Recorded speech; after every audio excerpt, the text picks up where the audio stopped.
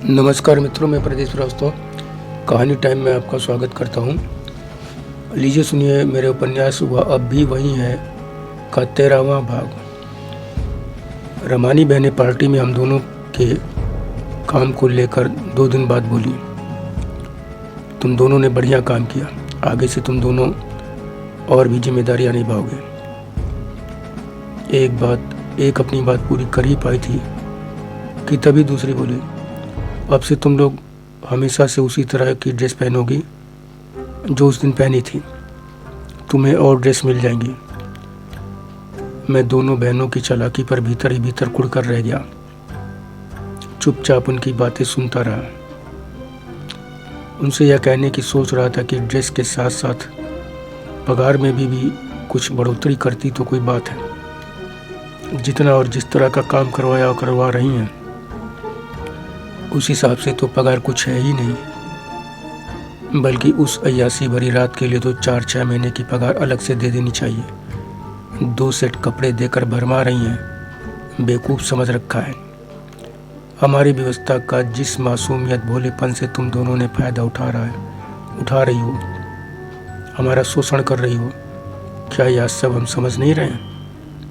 मैं यह सब सोच ही रहा था, मुझे भीतर ही भीतर बेतहासा गुस्सा भर गई थी। मैं अपना गुस्सा निकालने के एकदम मुहाने पर पहुंचा ही था कि तभी समीना, तुमने सीधे सीधे अपनी बात बोल दी। तुमने साफ साफ बहुत ही विनम्रता से कह दिया कि फैक्ट्री में कच्चे माल की सप्लाई का थोड़ा अवसर तुम्हें और मुझे दिया जाए। जैसे ही तुमने कहा कि कच्चे माल की सप्लाई का थोड़ा अवसर मुझे और तुम्हें दिया जाए, कैसे हम या दोनों या काम करेंगे, तुमने अपनी पूरी योजना 2 मिनट में उन्हें बताई तो तुम्हारी बातों ने 2 सेकंड में ही मेरा गुस्सा एकदम दबा दिया। मैं जो कहने वाला था उससे बात निश्चित ही बिगड़ती, लेकिन खुद को मैंने तुरंत संभाला और लगे हाथ तुम्हारी बातों को और मजबूती से आगे बढ़ाया। हमारी बातें सुनकर रमानी बहनों ने आश्चर्य से एक दूसरे को देखा, फिर हम दोनों पर नज़र डाली। बड़ी वाली कुछ देर तुमको देखने के बाद बोली, तुमने जितनी आसानी से कह दिया उतनी आसानी से यह सब होता नहीं, समझी? ये काम करोगे तो यहाँ का काम कैसे होगा, कौन करेगा? उनकी इस बात से मुझे तुरंत सुंदर हिडिंबा की याद आ गई। मेरा गुस्सा फिर कुलबुलाने लगा, लेकिन तुमने बजाय हिचकने फेंकने के पूरे उत्साह के साथ कहा, आप लोग निश्चिंत रहिए, हम दोनों काम आसानी से कर लेंगे। अगर नहीं कर पाए तो? छोटी वाली ने पूछा। तो तुमने कहा, पहली बात तो ऐसा नहीं होगा, हम सारा काम संभाल लेंगे, और यदि बदकिस्मती से ऐसा हुआ तो हम अपना काम बंद कर देंगे। वैसे वह काम भी तो आप ही का है, वो फैक्ट्री का काम है, बाकी यहाँ का। आप दूसरों को जितना दीजिएगा हमें उससे 4 पैसा कम ही दीजिएगा, हम उसमें भी खुश रहेंगे, बस इतनी कृपा कर दीजिए। हम दोनों के बार बार कहने का असर यह हुआ कि रमानी बहनों ने कहा, ठीक है, सोच कर बताएंगे। उनका यह कहना ही हमारे लिए बड़ी आशा की बात थी। रमानी बहनें हमारी उम्मीदों से कहीं ज़्यादा आश्चर्यचकित थी। उस दिन जब हम दोनों रमानी बहनों को प्रभावित करने के उद्देश्य से दिन भर जी तोड़ मेहनत कर रात को सोने अपने कमरे में पहुंचे तो मैंने तुमसे पूछा, तुम्हें क्या लगता है, ये दोनों हमें सप्लाई का काम दे देंगी? तब तुम बोली, देख, मैंने इतने दिन बहुत ऊंच नीच नरम गरम देखा है, इन दोनों को भी बहुत दिनों से देख रही हूँ। सही कहूँ तो इनसे हमने यह बखूबी सीखा है कि कैसे अपना काम निकाला जाए। मैंने बात तभी कही जब मुझे सबसे सही मौका लगा। मैं तुमसे अभी से कह दे रही हूँ कि इन दोनों के पास हमें काम देने के अलावा और कोई रास्ता नहीं है। मैंने कहा, तुम इतने विश्वास से कैसे कह रही हो? हमारे पास ऐसी कोई ताकत नहीं है जिससे वो हमें काम देने के लिए खुद को मजबूर समझे, बल्कि वो हमारी मजबूरी अच्छी तरह समझती है कि वो हमें कच्चे माल की सप्लाई का काम दे या ना दे, लेकिन हम उनकी नौकरी करने के लिए विवश हैं। तब तुमने कहा, बात तो तुम सही कह रहे हो, लेकिन हमें इसलिए यकीन है कि इन दोनों ने जिस तरह से हम दोनों को पार्टी में इस्तेमाल किया, बाकी कामों में कर रही हैं, उससे उनको यह मालूम है कि हम उनके बहुत से कामों के राजदार हैं। बहुत कुछ ऐसा हम जानते हैं, ऐसा जो हमें नहीं जानना चाहिए। उनकी हिम्मत नहीं है कि हमें नाराज़ कर दे, हमारी बात ना माने। तो मैंने कहा, तुम भी क्या फालतू की बातें करती हो? ऐसा कौन सा राज हमने जान लिया जो ये हमारी बात मानेंगी, हमसे डरेंगी, और फिर क्या हम इन्हें ब्लैकमेल कर पाएंगे? तब तुमने कहा, फालतू की बात नहीं कर रही हूँ, मैं तुमसे बहुत पहले से इनको देख रही हूँ, जान रही हूँ। मैं बार बार कह रही हूँ कि मैं तुमसे बहुत पहले से नहीं देख रही हूँ। मैंने अगर मुंह खोला तो इन बहनों को हथकड़ी लगते देर नहीं लगेगी। तुम्हारी इस बात से मैं ठीक जुटा। मैंने कहा, मन ही मन, ये लंतरानी की नानी कभी कभी इतनी गप्पे क्यों मारने लगती है? लेकिन मन ही मन इस बात को मन में ही दबाए मैंने तुमसे पूछा, अच्छा ऐसी कौन सी बात है, हमें भी बताओ ना। तुमने कहा, वक्त आएगा तुम्हें भी बताऊंगी। मैंने कहा, हद हो गई, ऐसे तो दुनिया भर की बातें करोगी, ज़िंदगी भर साथ रहने की बातें करोगी और हम ही से सारी बातें भी छिपाओगी। ये कौन सी बात हुई? मैं थोड़ा झल्ला उठा तो तुम प्यार दिखाती हुई बोली, अरे शक काहे कर रहा है? कह रही हूँ ना, एक नहीं बहुत सी बातें बताऊंगी धीरे धीरे सब। मैं तो कहती हूँ कि सबसे बड़ी बात यह है कि अगर तुम चाहो तो अब इन बहनों को अपने इशारे पर नचाओ। तुम्हारे अकल तो है नहीं, तुम्हें एक एक बात बतानी पड़ती है। तुम्हारी इन बातों से मैं गुस्सा होते हुए बोला, ऐसा है तो बुना पिए ही बौरा गई, समझी, पिए बिना ही बौराई है। ये बहनें मूर्ख हैं कि मेरे तुम्हारे इशारे पर नाचेंगी। हम दोनों इतने ही शेर बहादुर होते तो ये बहनें हमारी नौकरानी होती और हम इनके मालिक। अरे काम किस तरह आगे बढ़े ये सोच, यही कोशिश कर। इतना न उड़ कि नीचे उतर ही ना पाए, नीचे देखे भी तो पृथ्वी ही ना नजर आए, समझी। लंतरानी की नानी बन के घूम रही है। मेरे इतना कहते ही तुमने बोला, बाप रे, तू न जाने एकदम से मगज से खाली आदमी है क्या? तभी जहाँ का तहाँ पड़ा रहा। अरे सिर्फ इतना ही सोच कि उस दिन पार्टी में उन दोनों ने हम दोनों को नौकर से ऊपर उठाकर ऑफिस का कर्मचारी बनाया। रात भर मेहमानों को खुश करने के लिए हम ही से उनके बिस्तर तक गर्म कराए। क्या इतना बहुत कुछ नहीं है उस दिन का? उस दिन का तुझे और भी बहुत कुछ मालूम है कुछ, लेकिन जो मैंने देखा वह तुझे नहीं मालूम। वह ऐसी बातें हैं कि तू उसे जान ले और मैं जो कहूँ वो करे। तो रामानी बहनों से एक वही काम नहीं, जो चाहेगा वो करा लेगा। और मुझे ये बार बार लंतरानी की नानी मत कह, मैं लंतरानी नहीं फेंकती। तुम्हारी आवाज़ सुनकर मैंने कहा, पता नहीं तुम कौन सी पहेली बुझा रही हो। रात भर उस दिन ऐसा क्या हुआ जो खाली तुम्हें मालूम है और मुझे नहीं मालूम? हम जान लेंगे तो कैसे इन दोनों को नचाएंगे, कम से कम यही बताओ। तब तुम बोली, तुमको तो एक एक चीज़ उंगली पकड़कर बतानी पड़ती। सुनो, तुम तो उस मेहमान के साथ चले गए रात भर के लिए। सब तो नशे में थे, एक बहन भी नशे में धुत पड़ी थी, मगर दूसरी वाली ने बस कहने भर का नशा किया था। वो नशा कम, ड्रामा ज़्यादा कर रही थी। वह एक एक आदमी पर नज़र रखी हुई थी, तुझ पर तो कुछ ज़्यादा ही। तू जब उस अधिकारी के साथ कमरे में था तो वहाँ जिस तरह वह नज़र लगाए हुए थी, उससे एकदम साफ था कि वह अधिकारी औरत ना होती तो वह खुद ही तुम्हें अपने कमरे में ले जाती। उस समय तेरे लिए उसका उतावलापन, उसका मैं सब देख समझ रही थी। और सुन, औरत हूँ, एक औरत कब क्या चाह रही है, या मैं तुमसे ज़्यादा पढ़ती हूँ, और वह भी जो तुम पढ़ भी नहीं सकते, समझे।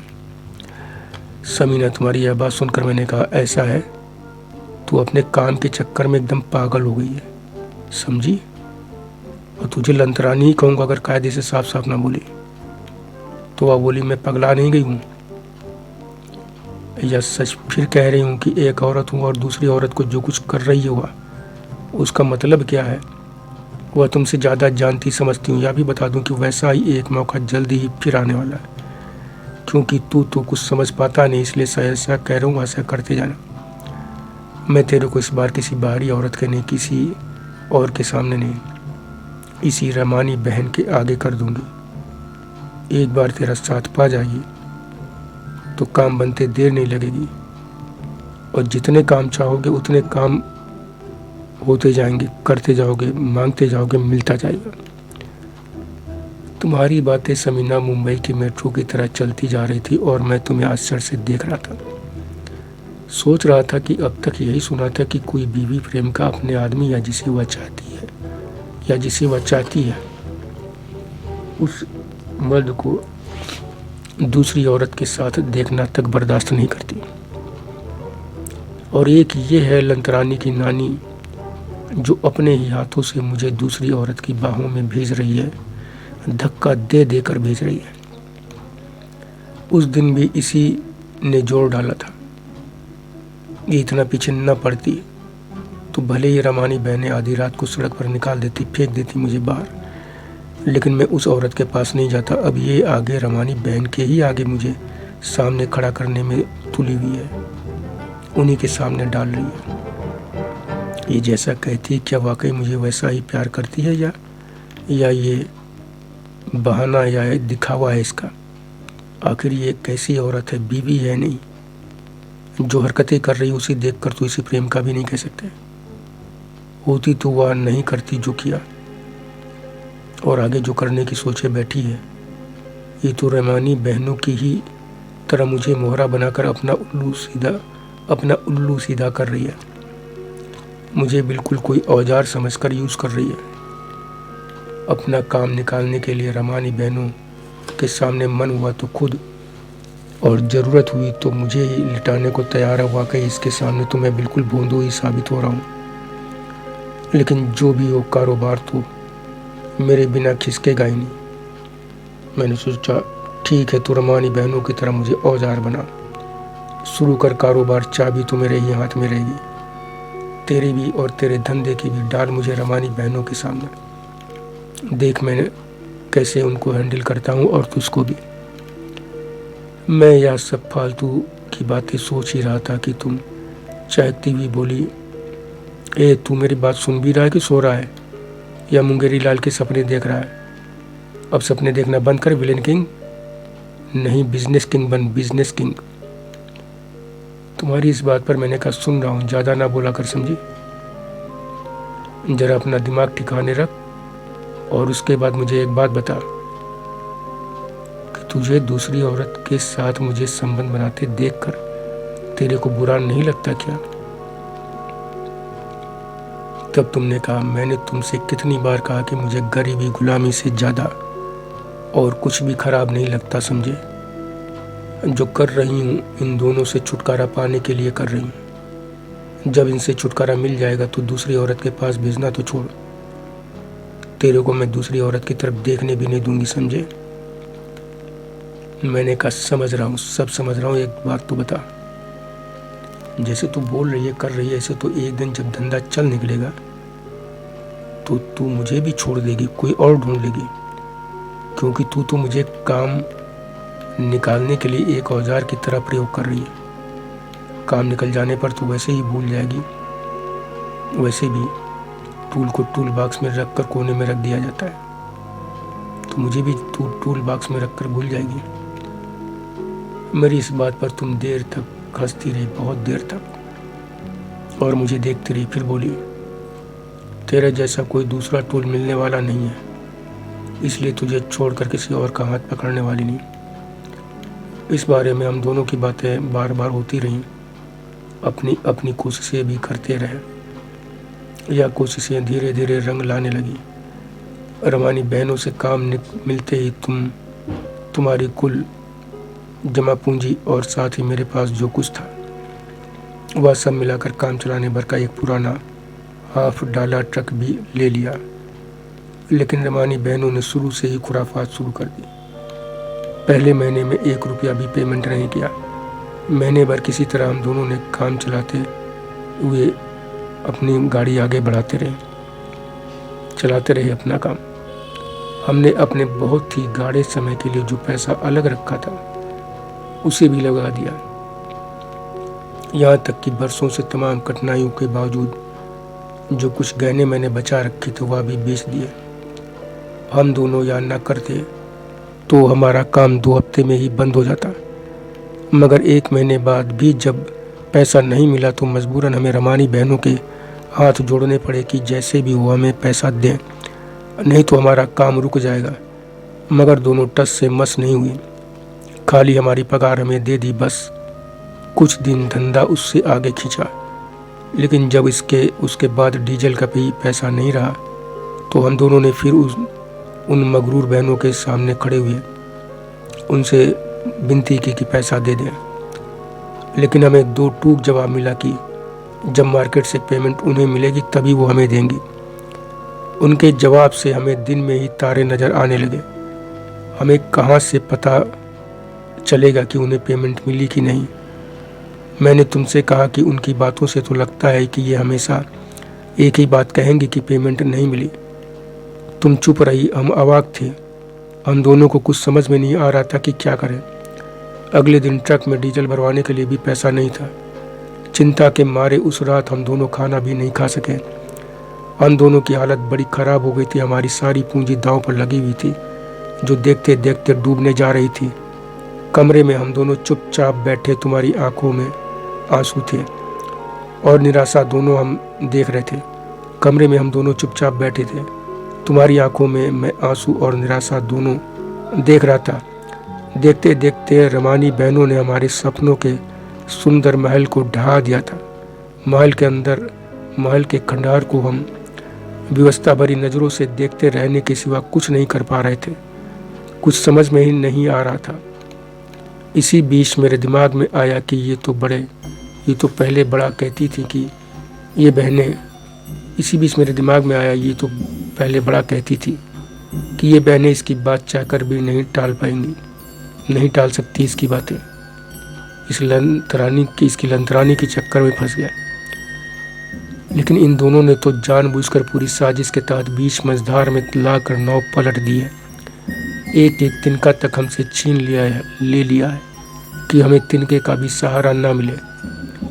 आखिर मैंने तुझसे कहा, तू तो कहती थी कि ये दोनों तेरी बात मना नहीं कर सकती, लेकिन ये तो सीधे सीधे धोखा दे रही हैं। मेरे मन में बड़ी गुस्सा थी, लेकिन मैं खुद पर कंट्रोल किए रहा। तब तुमने कहा, हाँ समझ रही हूँ, लेकिन मैं भी ऐसे हाथ पे हाथ धरे बैठी नहीं रहूँगी। मैं अगर बर्बाद होंगी तो इन्हें भी नहीं छोड़ूंगी। तुम्हारी बातों से मुझे गुस्सा आ गया। मैं बहुत खींच उठा, लेकिन अपनी खींच को दबाए हुए कहा, हम लोग कर भी क्या सकते हैं। अब तो इतना भी पैसा नहीं कि ट्रक लाने भर को भी डीजल भरा सके। तब तुमने कहा, तो ठीक है, जब तक पैसा नहीं देंगी तब तक हमारी ट्रक भी नहीं चलेगी, माल नहीं देंगे। तुम भी अजीब बात करती हो। इससे उन पर क्या फ़र्क पड़ेगा। हमारे अलावा कई लोग सप्लाई कर रहे हैं, वो करते रहेंगे, उनकी फैक्ट्री तो चलती रहेगी। ये दोनों हमें नौकर ही बनाकर रखना चाहती हैं, इसीलिए ये साजिश रची। तुमने तो जो बता दिया कि हमारे पास पैसा है, उसे भी बर्बाद कर दिया। बर्बाद कर देने के लिए इन दोनों ने साजिश के तहत ही हमें काम किया, जिससे हम अपनी गरीबी दूर करके कुछ और ना कर सके, गरीबी न दूर कर सके। गरीबी दूर करने का जो सपना भी देखा था, अब ऐसा सपना भी ना देख सके। हमेशा इनके फेंके टुकड़ों के लिए इनके बताए कुकर्मों को भी आंख बंद करके देखते रहे, करते रहे। इनके कुकर्मों को भी जो भी ये कहें आंख बंद करके करते रहें। इसके अलावा जीवन में कुछ और करने की हम कोशिश भी ना कर सकें। इस पर तुमने कहा, हम सपना भी देखेंगे, उनको पूरा करने की कोशिश भी करेंगे। इनकी साजिश से हम अपनी गरीबी दूर करने की कोशिशें बंद नहीं कर देंगे। मैंने कहा, फिलहाल तो इन्होंने बंद ही करवा दिया। कल से अपनी ट्रक खड़ी रहेगी, जबकि इनकी फैक्ट्री चलती रहेगी, दौड़ती रहेगी। मगर एक बात बताओ, पहले तो तुम कहती थी कि इन दोनों की तुम्हें इतनी बातें मालूम है, इतने राज मालूम है तुम्हें कि तुम्हारे पीछे पीछे चलेंगी। इस पर तुमने कहा, झूठ नहीं कहा था मैंने, अभी तक यही नहीं किया है। तो मैंने पूछा, क्यों? तब तुमने कहा क्योंकि मेरे पास उनके सिर्फ राज हैं, लेकिन उनके पास पैसा है, ताकत है। देखा नहीं उस दिन कैसे कैसे लोग आए थे उनके राज खोलकर। मैं उन्हें सिर्फ कुछ देर को बदनाम कर सकती हूँ, जिसका उन पर कोई खास फर्क पड़ने वाला नहीं है, लेकिन वो थोड़ा सा पैसा खर्च करके हमें ही खत्म करा सकती हैं। तुम्हारी इस बात से मुझे गुस्सा आ गया। मैंने कहा जब ये सब जानती समझती तो फिर काहे को इतना आगे बढ़ गई? इससे तुम्हारी मेरी सारी जमा पूंजी मेहनत सब बर्बाद हुई कि नहीं? आखिर ये करके क्या मिल गया तुम्हें? बिना आगे पीछे सोचे सारी कमाई डुबा दी। मुझे बहुत दुख हो रहा है समीना, बहुत ज़्यादा गुस्से का तो क्या कहूँ तुमसे। ऐसे में तो तुम पर गुस्सा करना भी मूर्खता ही है। तुमने ना मुझको ना खुद को कहीं का नहीं छोड़ा। मेरी बात पूरी होते होते तुम रोने लगे। मैं चुप कराने लगा तो तुम बच्चों की तरह मेरी गोद में सिर रखकर और भी ज़्यादा बिलख पड़ी। मुझे बड़ा दुख हो रहा था। तन बदन में रमानी बहनों के लिए क्रोध की ऐसी आग धधक उठी थी कि मन में आया कि जाकर दोनों की गर्दन एक साथ मार उड़ दूं। लेकिन हम तो इतना विवश थे कि पूरी आज़ादी से अपने मन का सोच भी नहीं सकते थे। यहाँ भी मैं सुंदर हिडिंबा के सोने के पिंजरे में बंद होने जैसी विवशता, आत्मविहीन दास होने जैसा महसूस कर रहा था। दोनों में एक बारीक सा फर्क मुझे यह दिख रहा था कि सुंदर हिडिंबा का पिंजरा जहाँ पूरी तरह बंद था, वहीं रहमानी बहनों का पिंजरा पूरी तरह खुला था, एकदम ओपन जेल जैसा। लेकिन यहाँ हमारे पंखों को इतना गीला रखा जाता था कि हम उड़ने लायक नहीं होते थे। रमानी बहनें हमारी पंखों को काटती नहीं, बल्कि उन्हें हमेशा डिबोई रहती हैं पानी में, तेल में। तो अपने गीले पंखों को ध्यान में रखते हुए मैंने तुम्हें समझाते हुए कहा, सुनो, जब धंधा बंद ही हो गया है तो ट्रक रखने का क्या फ़ायदा? उसे जितनी जल्दी होगा उतनी जल्दी बेच देंगे। पूरा पैसा ना सही कुछ तो वापस मिल ही जाएगा। उसे खड़ा रख कर उसके टायर गलाने से कोई फ़ायदा नहीं। कुछ देर तक मेरी बात सुनने के बाद तुम चुप हुई और आंसू पोंछती हुई बोली, हाँ तुम सही कह रहे हो, लेकिन यह बात एक बार इन चुड़ैलों से ज़रूर कहूँगी, शायद ये सब सुनकर कुछ कर दें। मैंने कहा अब मुझे कोई उम्मीद नहीं दिखती। जब उन्होंने यह साजिशन किया है तो क्यों करेंगी कुछ मेरे लिए? इतना बड़ा धंधा संभालती ये मामूली सी बात क्या उनकी समझ में नहीं आ रही होगी? तो तुमने कहा तो सुनो, हम भी इन्हीं की तरह करते हैं। कल जब इनसे ट्रक बेचने के लिए कहेंगे, अगर ये तब भी काम भर का पैसा नहीं देंगे तो उसी समय हम भी कह देंगे कि हमारा हिसाब अभी का भी कर दीजिए, हम काम छोड़कर जा रहे हैं। ट्रक बेचकर जो पैसा मिलेगा उससे कोई छोटा मोटा अपना काम धंधा करेंगे। मैंने कहा जरूरी है कि उन पैसों से कोई धंधा चल ही जाए, ऐसे तो अपनी हालत हम और ख़राब कर लेंगे। खाना पीने से ज़्यादा सिर छिपाने की समस्या, उसका क्या करेंगे? तब तुम कुछ देर सोच कर बोली, तो तुम ही बताओ क्या किया जाए? मैंने कहा कल एक कोशिश बिना उम्मीद के ही करते हैं। तो तुम बोले ठीक है, मैं सवेरे ही कहूँगी कि हम मजबूरी में ट्रक बेचने जा रहे हैं, अगर आप हमें काम चलाने भर का भी पैसा रोज़ दे दें तो हम ना बेचें। देखती हूँ क्या कहती हैं। अगले दिन हमारी कोशिश फिर बेकार हुई। बहनों की बातों से हमें और भी ज़्यादा पक्का यकीन हो गया कि वो हमें बर्बाद करने की ही ठाने हुई हैं। हम दोनों का हाथ पैर जोड़ना उनके मन को बदल नहीं सका। वो एक पैसा देने को भी तैयार नहीं हुए, उल्टे खिल्ली उड़ाई। मैंने यहाँ तक कहा कि केवल दिन भर डीजल भर का ही पैसा दे दें, रोज़ का रोज़ ही दें, इकट्ठा ना दें। लेकिन वह नहीं मानी, एक बात नहीं सुनी, हंसती रही। तब मैं बर्दाश्त नहीं कर सका और बिगड़ गया।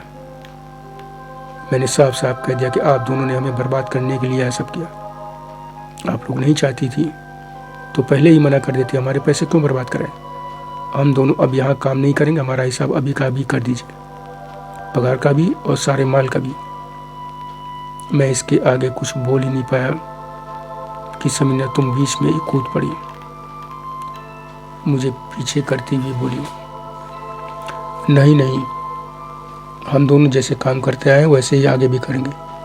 इसकी तबीयत कई दिन से ख़राब चल रही, इसीलिए चिड़चिड़ा हो गया है। कुछ ज़्यादा नहीं, बस रोज़ इतना पैसा दे दीजिए कि काम चलता रहे बस, और कुछ नहीं कह रहे हम।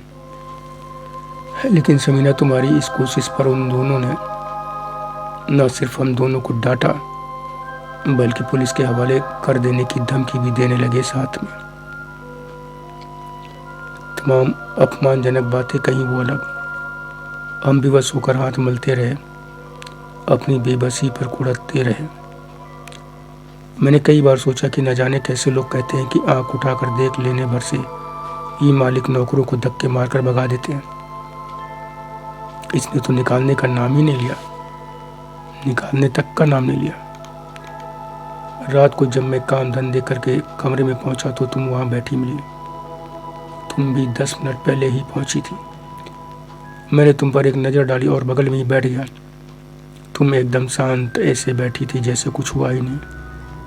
कुछ देर चुप रहने के बाद मैंने ही पूछा, क्या हुआ, इतना चुप क्यों? बेवजह चिंता करने से कुछ मिलने वाला नहीं, मिलेगी तो सिर्फ बीमारी और कुछ नहीं, समझी? चल कुछ बोलना। तब कुछ देर बाद तुम बोली, क्या बोलूं? चुप रहने से कुछ मिलेगा नहीं तो कुछ जाएगा भी तो नहीं, समझे? यह सुनकर मैंने कहा, जाएगा कैसे नहीं? अरे जाता है भाई। आदमी चुप है, इसका सीधा मतलब है कि या तो वह चिंता में है या फिर चिंतन में। चिंतन में है तो ठीक है, चिंता में है तो नहीं। घर पर अम्मा जब घरेलू समस्याओं को लेकर चिंता में दिखती थी तो बाबूजी कहते थे कि चिंता चिता है, चिता से ज़्यादा तेज है चिंता की आग। चिता मृत शरीर को जलाती है और चिंता तो जिंदा ही जला देती है। इसलिए चिंता मत करो, जो होगा देखा जाएगा। सुन, अभी बहुत दम है इस शरीर में। तुमने एकदम अकड़ कर मुझे देखते हुए कहा, चिंता की आग में इतनी गर्मी नहीं कि मेरा शरीर जला दे। वैसे मैं चिंता नहीं सोच रही थी कि तू जब नहीं बोलना होता तभी कौन बोल देता है। अरे उस समय मैं बोल रही थी, मैं कुछ और ढंग से बात कहती, शायद बात कुछ बन जाती, मगर तू बीच में ही कूद पड़ा, कच्चा बनियान पहनकर। ये भी नहीं देखा कि पूल में पानी है भी कि नहीं, पानी में कूद रहा है या पत्थर पर, हाथ पैर टूटेंगे या भी बचेंगे। मेरा फिर मूड खराब हो गया। मैंने कहा, अरे तू तो अजीब बात कर रही है। वहाँ मैं कब तक ना बोलता, दोनों साली अंडबंड बोले चली जा रही थी, हमारे धंधे में आग लगाकर मजाक उड़ा रही थी मेरा, फिर भी मैं कुछ ना बोलता। अरे मेरे बोलने का ही नतीजा है कि पैसा भले ही नहीं दिया, लेकिन घर से निकालने की हिम्मत नहीं कर पाई, समझी? नहीं अब तक धक्के मारकर बाहर फिकवा दिया होता। इस पर तुम बोली, यही अकल है, जो वो वहाँ है और हम यहाँ, उनके दिए दड़बई में। तुमको नहीं निकाला लेकिन हमें निकाल दिया, समझे? यह सुनकर मैं आश्चर्य में पड़ गया। मैंने कहा, क्या? अरे ये क्या कह रही हो, तुम्हें कैसे निकाल दिया? उन्हें निकालना तो मुझे निकाले, बात मैंने की थी। तू यहाँ नौकरी नहीं करेगी तो मैं भी नहीं करूँगा, दोनों यहाँ से साथ ही निकलेंगे। तब तुमने कहा, पहले मेरी पूरी बात सुन लिया कर, तब चिल्लाया कर। उन्होंने नौकरी से नहीं, मुझे मेरे कमरे से निकाला है। छोटी वाली ने आज शाम को ही कहा कि ऐसा है, तुम बासु के साथ ही रहती हो, उसी के साथ सोती हो, तो दोनों उसी कमरे में रहो, अपना वाला कमरा खाली कर दो, किसी और काम में आएगा। मैंने कहा, ठीक है। सच्ची बताऊं, मुझे जरा भी आश्चर्य नहीं हुआ, जरा भी दुख नहीं हुआ कि उन्होंने कहा खाली करो। मैं जानती थी कि जिस तरह हमने काम धंधा शुरू किया, तुम जिस तरह से बहस की हो, तो कुछ ना कुछ तो होगा ही, मगर मुझे घर से निकाल देंगे ये नहीं सोचा था। तुम्हारी बात सुनकर मैं दांत पीसते हुए बोला, इस छुटकी की तो मैंने कई भद्दी बातें, कई गालियां दी। तुमसे कहा कि तूने कहा नहीं कि तू मेरे कमरे में कैसे रहेगी, तब तुमने कहा था। लेकिन वो बोली, तुम दोनों एक कपल्स की तरह एक जगह रहते हो, सोते हो, तो एक ही कमरे में रहो ना, 2 जगह रहने का क्या मतलब है? उतने स्पेस का कुछ और यूज होगा। मैंने सोचा कहूँ कि एक सर्वेंट रूम का एक सर्वेंट रखने के अलावा और क्या यूज होगा, लेकिन चुप रही कि गुस्से में कहीं हमको यहाँ से भी ना निकाल दे। मैं समझ ही नहीं पा रही हूँ कि क्या करूँ। तब मैंने कहा कोई बात नहीं, तू यहीं रह। उन्होंने हमें पति पत्नी मान लिया है तो अच्छा ही है, लेकिन ये बता हम दोनों की सारी बातें उनको कैसे मालूम हो गई? यहाँ तो तुम तभी आई या मैं तुम्हारे कमरे में तभी पहुँचा जब या दोनों रात में सो जाती थी। सवेरे इनके उठने से पहले हम दोनों अपनी अपनी जगह होते हैं। तो तुमने कहा क्या बताऊँ, ये छुटकी रवानी हर चीज़ पर बड़ी नज़र रखती है। हम दोनों को ये नौकरी पर रखने, हमारी ड्रेस बदलने का काम इसी ने किया, नाम भी इसी ने बदला। पार्टी से एक दिन पहले इसने मुझे बुलाकर कहा बहुत सी बातें। उसके बाद बदन उघाड़ साड़ी पहनवाई और एक नज़र देखने के बाद कहा you do not seem to be a maid in a sari. वाह, उसकी अंग्रेजी ठीक से मैं समझ नहीं पाई थी, तो मैंने कह दिया कि मैं समझ नहीं पाई। तो वह बोली ओ मतलब कि तुम साड़ी में नौकरानी लगती ही नहीं। उसके इस बात पर मैं मुस्कुरा कर रह गई। आंचल से अपना नीचे तक खुला पेट छिपाने लगी तो उसने तुरंत मेरा हाथ पकड़कर आंचल को पीछे की ओर खुला छोड़ते हुए कहा साड़ी पहनने का एक तरीका होता है, उसे पट्टी की तरह लपेटा नहीं जाता। यह कहते हुए उसने सामने से पकड़कर साड़ी को और नीचे खींच दिया, फिर नाभि पर 2 बार पट पट मारते हुए कहा इसे खुला ही रखना, समझी? इतने बच्चे पैदा कर दिए फिर भी खूबसूरत है, छिपाने की जरूरत नहीं है, नहीं तो लोग लेबर समझेंगे, यही समझेंगे कि लेबर है। मेहमानों के सामने रमानी फैमिली की नाक नहीं कटा देना, समझी?